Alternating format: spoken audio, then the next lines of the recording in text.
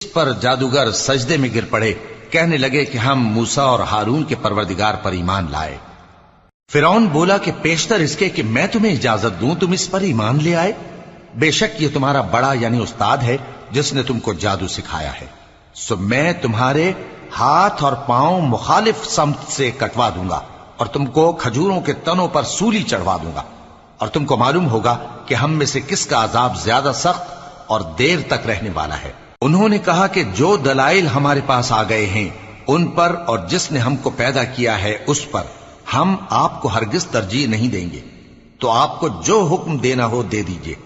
اور آپ جو حکم دے سکتے ہیں وہ صرف اسی دنیا کی زندگی میں دے سکتے ہیں۔